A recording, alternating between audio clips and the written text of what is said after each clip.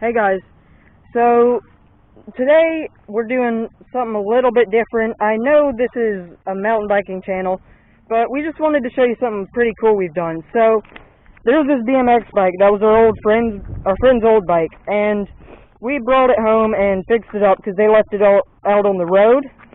So we changed out the tires because the back tire had a hole in it from where he was skidding, and it popped the tube too. We changed out the back pegs, changed out the seat, and we changed out the grips too. These grips are just temporary. Yeah, they're temporary grips because we're going to buy some blue grips. We took off all the stickers and polished it, and it looks great. So we'll probably just be showing you a few clips of us riding it, just messing around.